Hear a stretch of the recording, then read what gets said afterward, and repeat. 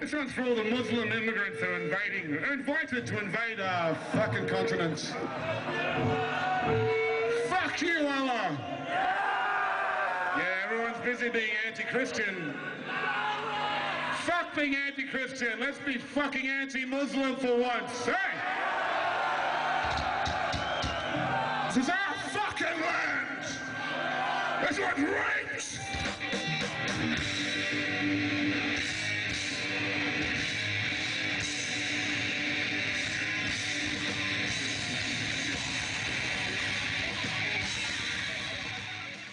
Have you ever wondered why there are so many right-wing, fascist or straight-up Nazi ideologies present in black metal and how this connection came to be?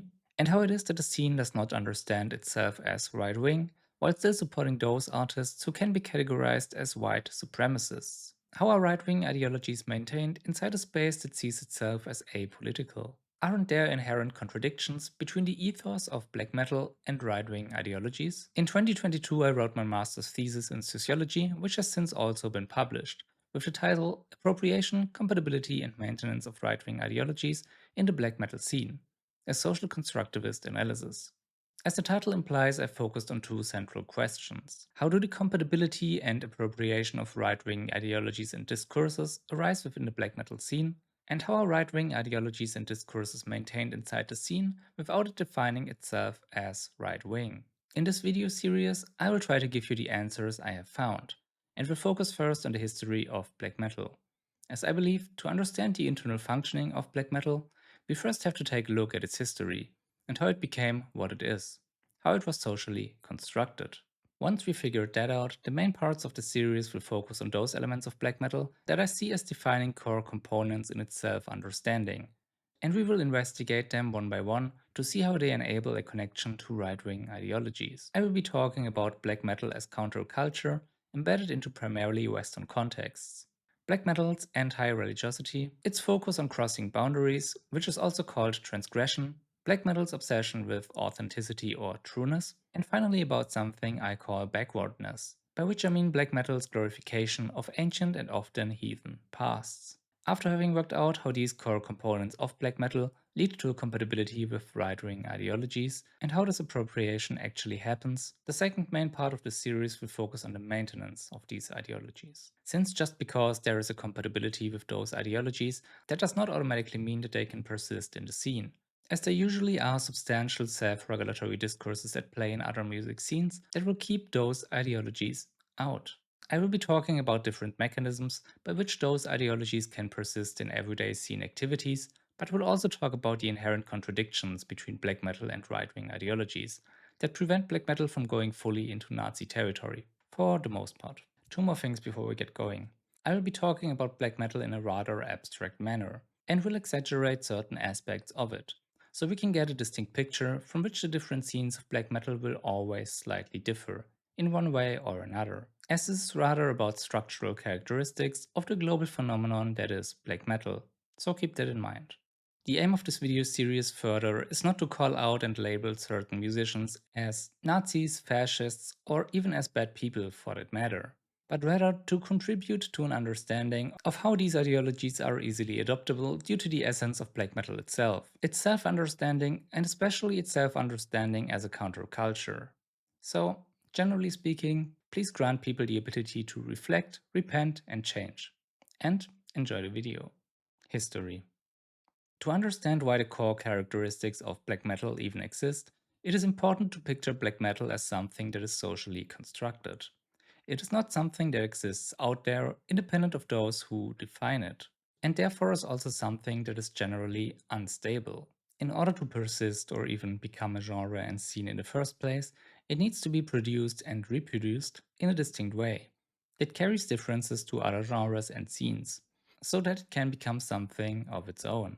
Therefore, there have to be certain values, rules, and points of reference about what black metal should be.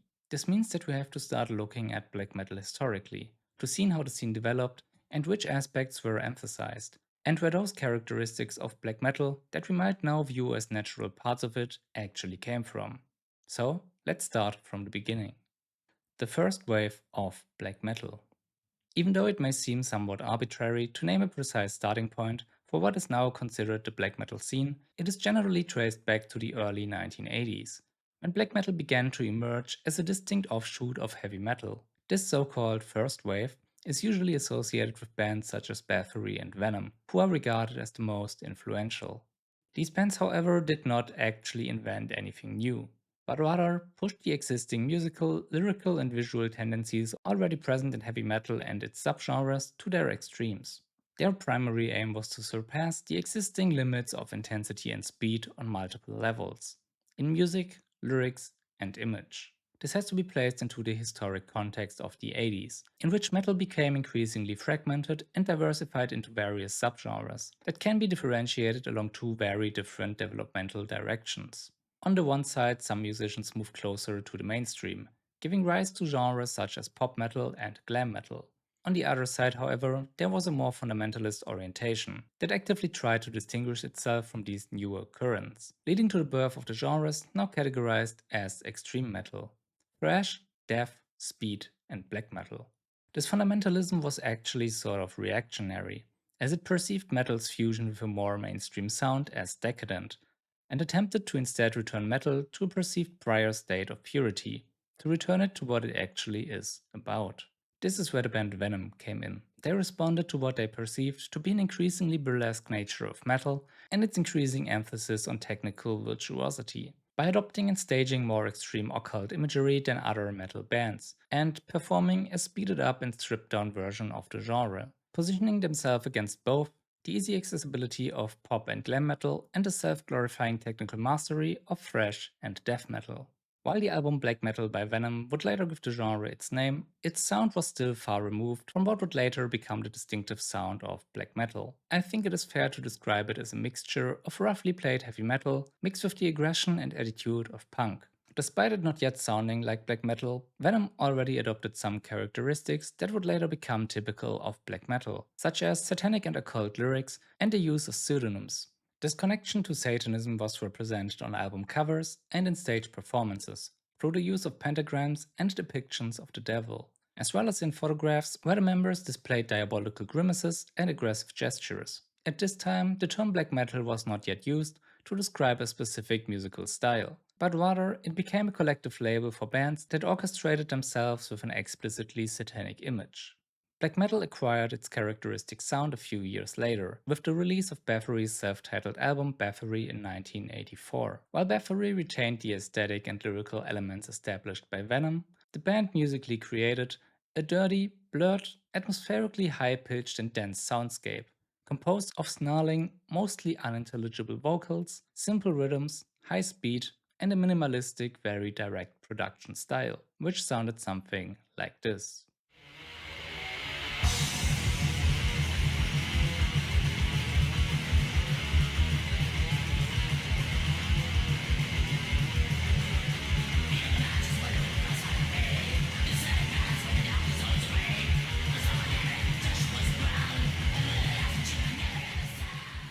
Other bands that played a part in fleshing out the sound and aesthetics of black metal during this time were Celtic Frost and Hellhammer, who completed the sound and song structure of black metal through their dragging, slow, and menacing passages.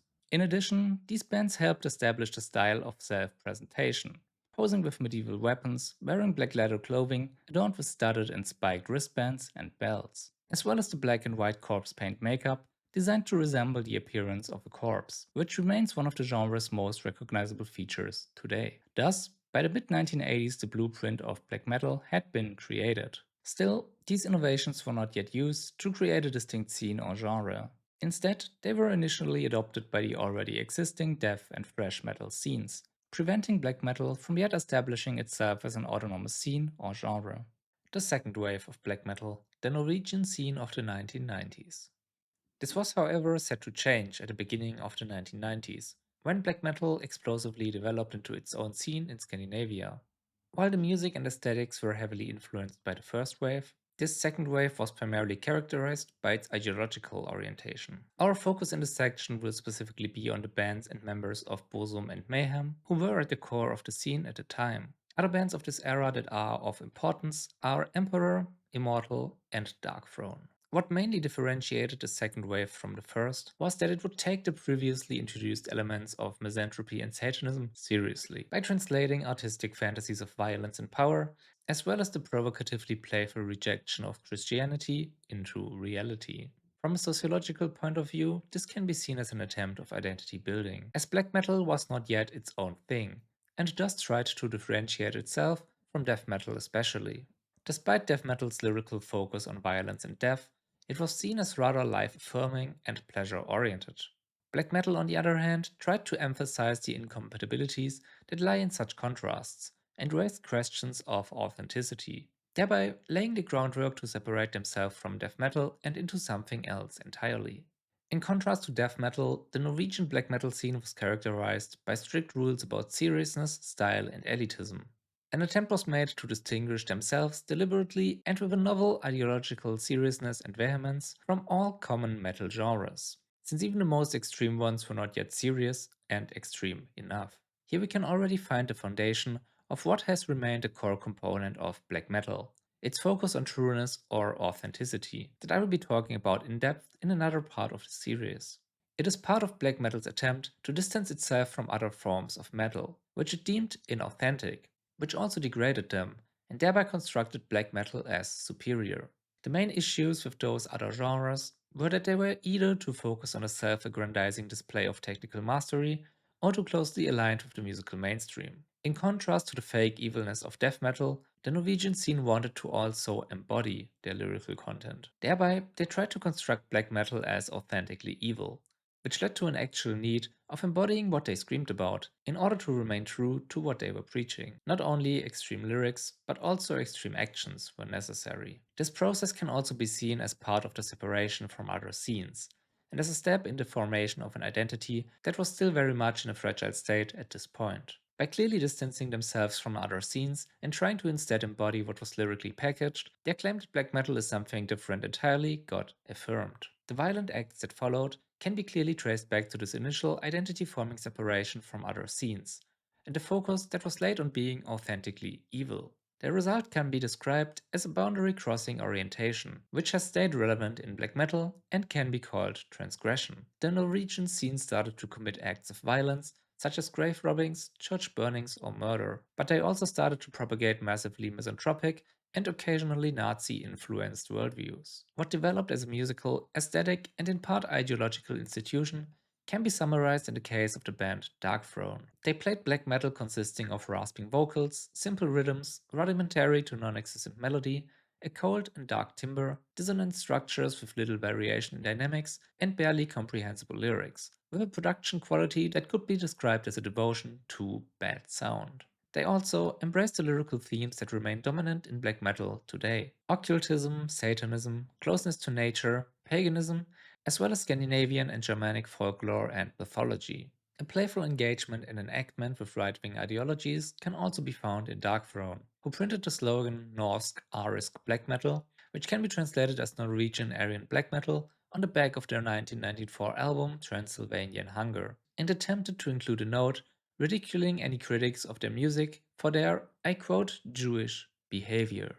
That black metal could establish itself in the second wave not only as a genre but as a distinct scene is due to a recognition and use of the characteristics I just mentioned. Their embrace made it possible to signal belonging and thus turn black metal into a distinct scene. To understand black metal as it is today, however, we have to take a closer look at the actions, ideas, and ideologies that were embodied by the members of the Norwegian scene at this time, as they continue to shape black metal today through their presence as myths and as points of reference when it comes to what true black metal should be. Scene myths of the second wave: Mayhem, Euronymous, Helvete. While Venom was the quintessential band of the first wave, this role belonged to Mayhem in the second.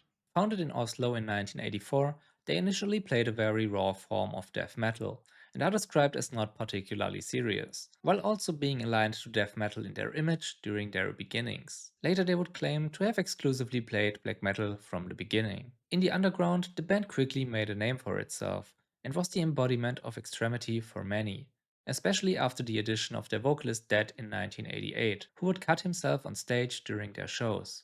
At their first concert together, they also decorated the stage with impaled pig heads in an attempt to further solidify their image as extreme. The things men would do instead of going to therapy, am I right? The myths surrounding the band mainly take place after Dead's suicide in 1991, where Mayhem founding member Euronymous found the corpse and decided the first thing that he needs to do is to drive to the nearest store to buy a camera to take some pictures. One of those photos was later used as the cover for a live Mayhem album. For Euronymous and the continual construction of black metal as extreme, this suicide was a perfect opportunity to further solidify the status of Mayhem and to ideologically set black metal apart from other scenes. Not only was Dead's death glorified, in order to cultivate a further mystique of catastrophe surrounding the band, Euronymous further used it to make statements that framed the suicide as part of an ongoing war against the other music scenes. I quote Euronymous himself: "Dead died because the trend people have destroyed everything that used to be the old black metal/death metal scene. Today, death metal is something normal, accepted, and fun. And we hate that." What Euronymous does here is to further emphasize the distinction of the now emerging black metal from everything that came before, and to strengthen the boundaries between them by displaying the boundary crossing transgressive nature and the authenticity that lies in true black metal, which of course has the function of stabilizing the now emerging scene in itself. Euronymous was, however, not only a founding member of Mayhem, he also ran the label Deathlike Silence Productions and opened the record store Helvete, which is Norwegian for hell, in Oslo. Overall, it can be assumed that Euronymous was one of the central figures that impacted the scene's development, and he is described as having shown his mostly young customers what black metal was really about. If we look at this through a social constructivist lens, this process can be seen as socialization of those who are interested in black metal, by introducing them to its core values. This of course solidifies what black metal is about, as by teaching the ways of black metal, the ideas about what black metal should be have to become more concrete in the first place, and through this process of teaching gain a certain seriousness that leads to them becoming something objective, that exists outside of those who made them up. By being taught and spreading, these ideas about black metal become something with a life on their own in a certain way. I would argue that the record store Helvete was incremental in this process, as it became the focal point of the scene and a popular meeting space for like-minded individuals and those already involved in the scene, who could further solidify their ideas of what black metal should be.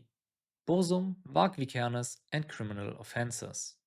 In the environment surrounding Helvete, Varg Vikernes, founder of the one-man project Burzum, also became increasingly involved in the scene. After befriending Euronymous, his next record was also released under Euronymous' label, Deathlike Silence. During this time, the scene started to get engaged in minor offenses, such as church thefts, grave desecrations, and the sending of death threats. But the serious anti-Christian and Satanist philosophy of black metal also manifested in the burning of several Norwegian churches, the first of which took place on the 6th of June 1992, which was the 6th day of the week on the 6th day of the 6th month, which of course forms the number of the devil, 666.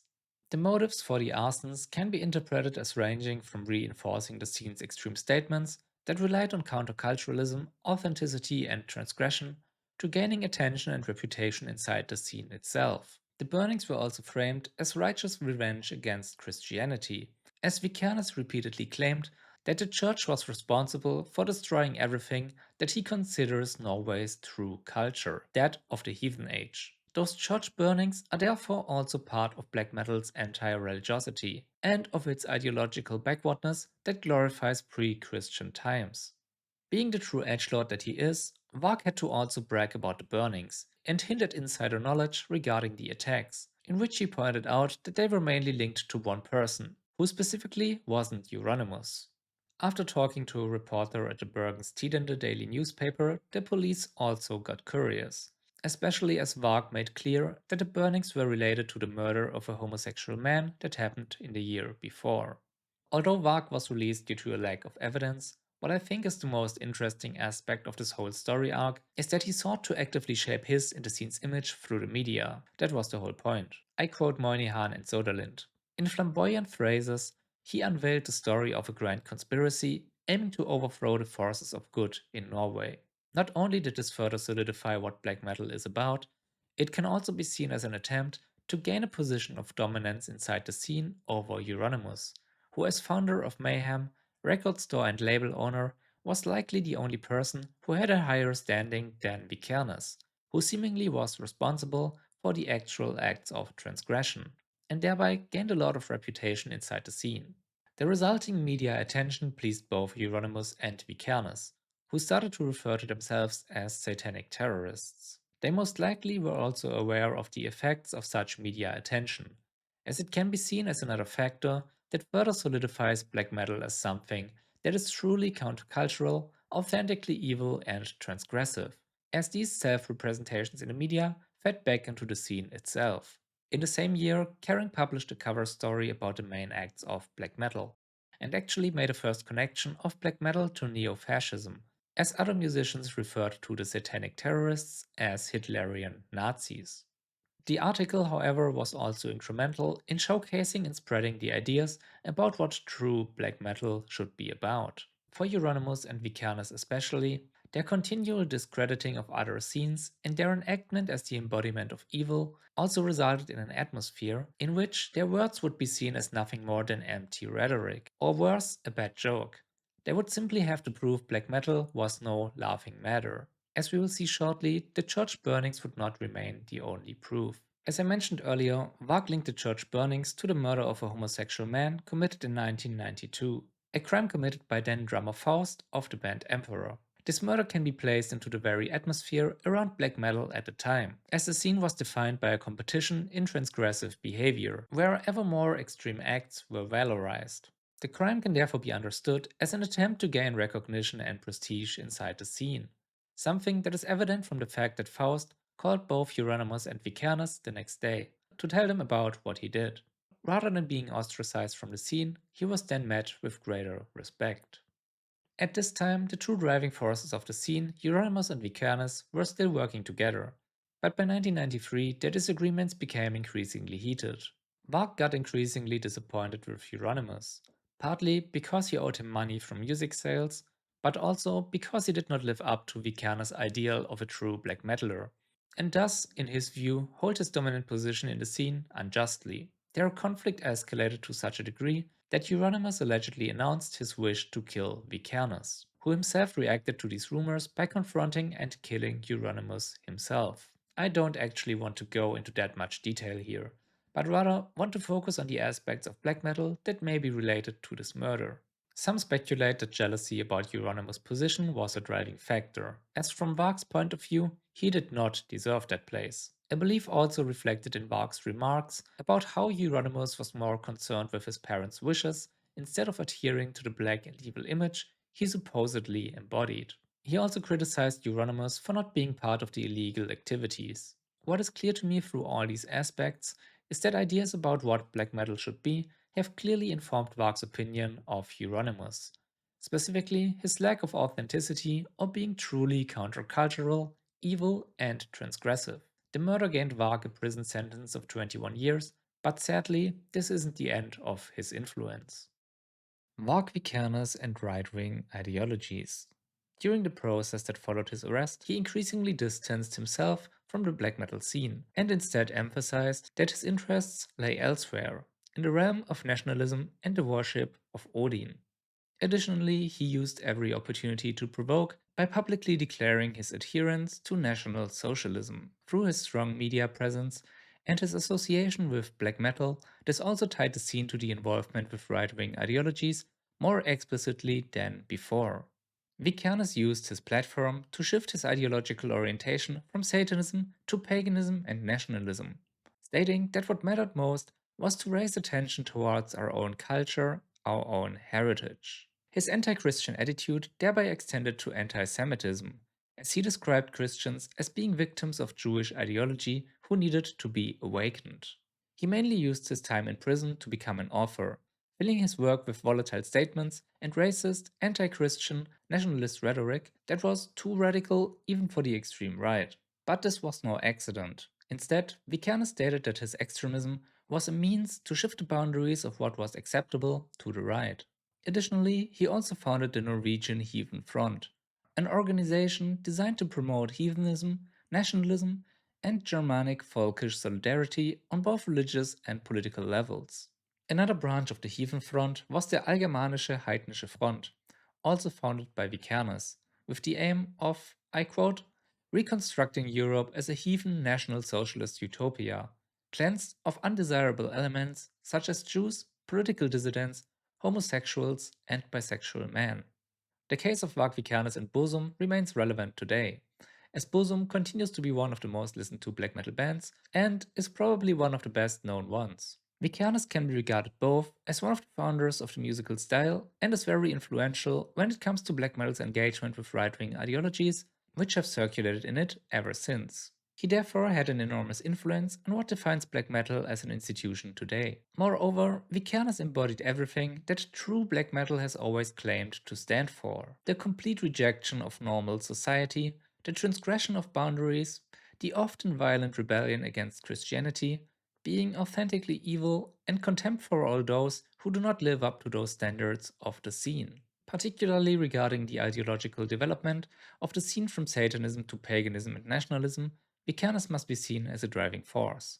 Following the events in Norway, black metal became more widely known, and subsequently gave rise to many new bands. Although the scene is very diverse in terms of its subgenres and lyrical focus points, a surrounding oneself with right-wing ideologies has also become partially established among newer generations. In this context, the term National Socialist Black Metal, or NSBM, emerged, designating only the most explicit and overt bands. But only the fewest bands identify themselves as NSBM. A classification is usually due to discourses inside the scene. In most cases, lyrics play a decisive role in this labeling, as well as what is said in interviews and the use of Nazi symbols. However, even for those actively engaged in black metal, the use of the NSBM label is rather diffuse. This is due to the fact that right-wing ideologies are widespread throughout the broader black metal scene, making a clear and universally valid boundary nearly impossible to draw. Another complicating factor is that lyrics are often not clearly attributable, as they contain ambiguous content and bands often defend themselves as merely trying to be edgy, and that non-NSBM bands frequently collaborate or perform at festivals together with NSBM bands, and therefore don't explicitly distance themselves from such views. Accordingly, it is important that the series does not focus exclusively on NSBM, but includes the entire black metal scene in order to show, based on its historical development, social functions, and operational mechanisms, how right-wing ideologies and discourses can be made compatible, appropriated, and sustained within it. NSBM is just the culmination point of right-wing ideologies within the scene, ideologies that are in fact more widely distributed across the scene as a whole. Content-wise, NSBM is characterized by a combination of racist, fascist, right-wing, neo-pagan, anti-Semitic, and overtly xenophobic lyrical and ideological content. Furthermore, NSBM places at its center an ensemble of values and ideals based on territorial needs: anti-Christianity, nationalism, and defense of the race and its traditions, often pagan traditions as opposed to Judeo-Christian ones. Thus, NSBM continues several ideological elements already present in earlier black metal, and is described as a radical departure from humanity, modernity, and rationality. NSBM can here especially be understood as potentially meaningful, as it appeals to a national and racial identity. Particular emphasis must be placed on the rejection of post-modernity, which had already been evident in the pagan and backward-looking ideologies of the Norwegian scene, but is here employed more deliberately, offering alienated individuals an opportunity to identify with a glorified past. This short historic overview is of course not complete, but I think the main points that will be relevant in the later analysis parts of this series should now be established to a sufficient degree. We will now quickly view everything we just talked about through a social constructivist lens.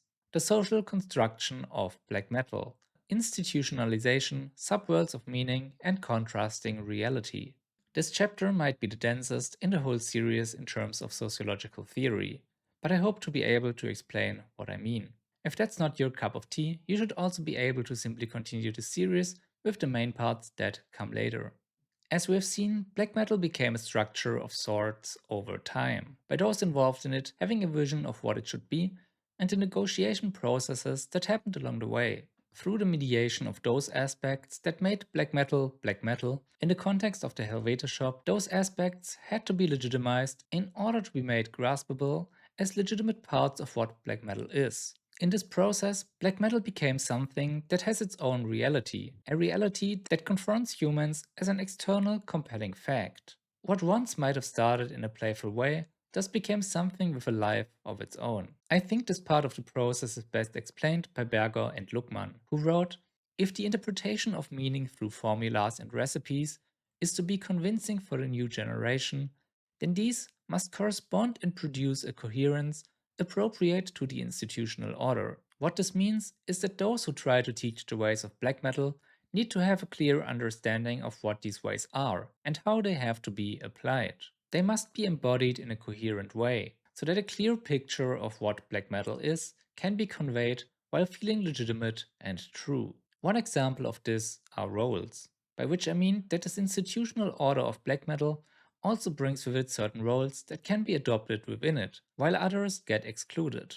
Roles similar to the fun-oriented death metaler or the privileged, well-protected and positive-minded normie who believes in the good of humanity are not adoptable in black metal. On the other hand, roles such as the nihilistic doomer or the sarcastic edgelord fit very well. How this all works becomes clear when we look at the time surrounding the Helvete shop, when Euronymous showed aspiring members of the scene what black metal is about. Here, a process of secondary socialization takes place, as individuals get introduced into a partial world of society that has its own rules, interpretations, and values, the world of black metal. This process is called secondary socialization because the individuals are already socialized into society, and the goal here is to introduce them into a new sector of this world that differs from it. In social constructivism, we would call that a sub-world. Such subworlds of meaning are everywhere around you, and you are probably part of multiple of them. They can only be maintained if a group continuously produces their corresponding meaningfulness and are constantly in competition with other subworlds of meaning. Think, for example, different religions, conspiracy theories, or political orientations. For the case of black metal, you can also think of the ethos present in death metal, or simply of the world of punk or hip hop. As subworlds are in competition and usually want to establish their own interpretation of the world, the own subworld needs to be presented as superior, which we have seen earlier already, when all the other metal genres were deemed inauthentic. Subworlds of meaning also have two main mechanisms by which they are able to enforce themselves, which are called therapy and annihilation. The aim of therapy is to bring individuals back into the world of meaning by negative feedback. For example, if someone in black metal starts talking about how great Taylor Swift is or that it is important to be vegan, others may confront them and tell them that that's not very true cult of them. The other part of subworld mechanisms is annihilation. As you might imagine, subworlds who are constantly in competition with other subworlds are very fragile. One way of managing these competing meaning interpretations is by assigning them an inferior ontological status, which simply means they are invalidated, or again and again portrayed as inferior. This might sound rather abstract at first, but we all do this on an everyday basis. In the case of black metal, just think of the many times normies are mentioned. Those who live a well protected and happy life, who do not think critically about the world, as they never had to, or were put into a bad position. Does that sound familiar to you? This is just one example of the mechanism called annihilation, because you invalidate everything associated with the being of the normie, their knowledge, their norms and values, and even their absolutely atrocious taste in music. Not only does this assignment of inferiority confirm your own status as superior, it also transforms this alternative world of meaning into a confirmation of your own, because only you can truly see the world for what it is after all. Am I right? How can those normies know anything of importance when they did not yet even start questioning how society functions? Historically, this was also done by Euronymous, who, especially after Dead's death, discredited other forms of metal and those he deemed as untrue black metal followers. The scene's ongoing debate about authenticity also becomes comprehensible here. Those who have not fully internalized black metal's definition of reality can be branded as posers, while outsiders are labeled normies who have not detached themselves from society's accepted reality. As black metal's world of meaning is radically different from that of the mainstream society, it has to initiate those interested in it into a contrastive definition of reality, and therefore requires a convincing plausibility structure, which has to be conveyed by others and which can lead to a deep identification. This plausibility structure was established around the Helvete shop, and Vikernes and Euronymous can be seen as the leaders into this new kind of reality, as they represented and embodied the plausibility structure by either being the definitive force behind the definition of what black metal is, or by being the force behind the transgressive behavior. Again, it becomes clear that authenticity must be a core component of such a world, if it is to be conveyed as legitimate at all. The wider community that formed around the shop was likewise essential for the subworld's emergence, as without others and the community, there is no one to recognize and affirm this new identity, and it would have to stay unstable. As black metal rejects worldly structures of relevance, it can also be described as a contrasting reality that seeks to separate itself from the knowledge forms acquired in primary socialization. According to Berger and Luckmann, the emergence of such contrasting realities is tied to processes of marginalization that lead to a failed socialization. A discrepancy arises between one's subjective world and a socially determined reality. Once the affected individuals unite into socially stable groups, a contrasting reality can emerge with its own rules. The failed socialization into one world can turn into a successful socialization into another. Those who were ridiculed, ostracized, and simply had a bad time in the mainstream society can now be part of a world in which the status of marginalization is turned into its opposite. To make this a little more graspable, I come from a place where gaming was incredibly looked down upon during my school days, and people straight up acted horribly towards me. But when online and playing PvP events with my guild, I was someone that was actually appreciated and valued for my skills. In black metal, something similar happens. Generally, what also becomes apparent very quickly is that black metal has a lot of rules, which can be described as a high degree of institutionalization. In my opinion, that is due to black metal strongly distancing itself from other scenes and society, thereby adopting a countercultural status. In order to maintain this degree of separation and status, behavior and what is going on inside the scene has to be strongly structured, as it might otherwise start to slip and lose its very identity, as the influence of the mainstream is all around us at all times. Now that we have established a first understanding of how black metal is socially constructed and how this came to be historically, we can start to dig into the core elements of black metal and see what function they serve, where exactly they come from, and how they are related to right-wing ideologies. The next part of this series will be about the analysis of the core components of counterculturalism, anti-religiosity, transgression, authenticity, and backwardness. Thank you for watching, and I will see you then. Bye!